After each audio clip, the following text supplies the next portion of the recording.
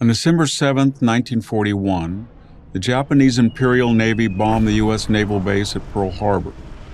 It was one of the most successful and failed surprise attacks in military history. The attack shocked America and the world. President Franklin Roosevelt described it as a date which will live in infamy. An armada of 6 fleet carriers, equipped with some 350 combat aircraft, crossed 4,000 miles of rough winter seas to reach its destination. Neither American radar operators on the island nor intelligence officers who had broken many of the Japanese naval codes had an inkling of the approach. Flying out of the bright early morning sun, 2 waves of bombers sank 4 battleships of the U.S. 7th Fleet, damaged 4 others, and killed over 2,300 American sailors and soldiers. The Japanese suffered minimal losses of just 29 aircraft.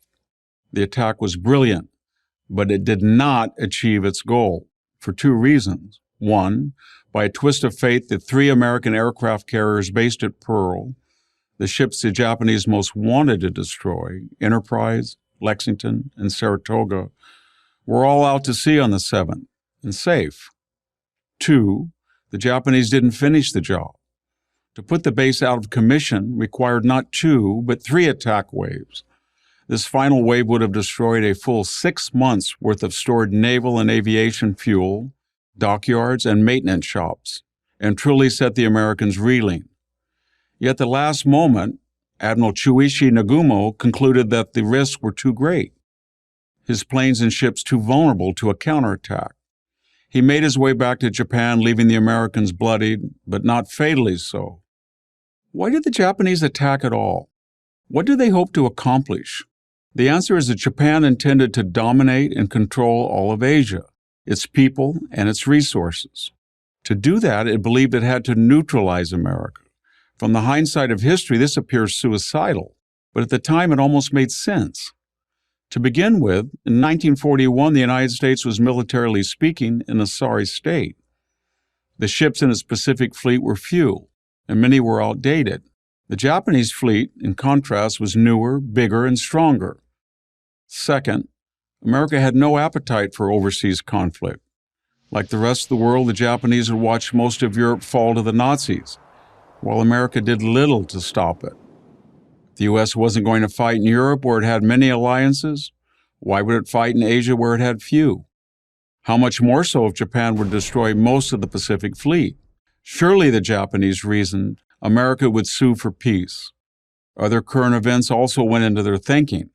When Japan attacked Pearl Harbor, it assumed, again quite reasonably, that Hitler's forces in Russia would quickly capture Moscow and take the Soviets out of the war.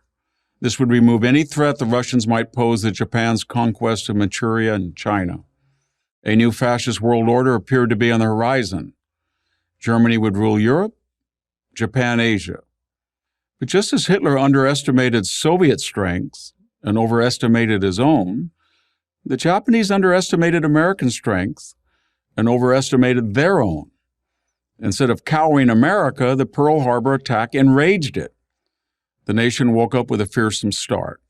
Within 6 months, General Jimmy Doolittle led a surprise bombing raid on Tokyo, an astounding feat no one at the time, including the Japanese, considered possible. American carriers simply did not have enough runway to launch a long-range bomber, but somehow Doolittle managed it.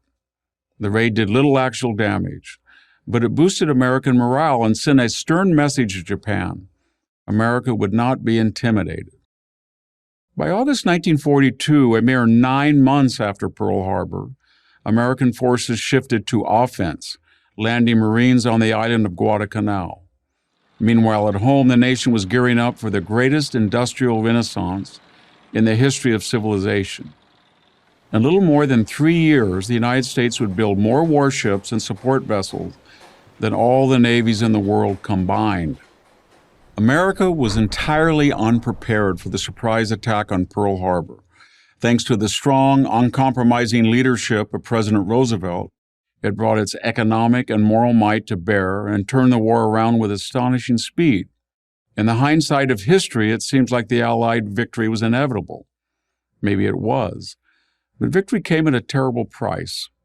Over 110,000 American servicemen died, and over 250,000 were wounded to win the war in the Pacific. And another 21,000 spent time in horrific Japanese prisoner of war camps. Preparing for war is expensive, but not nearly as expensive in blood and treasure as fighting a war. That's one of the many lessons to be learned from what happened on the fateful day of December 7, 1941.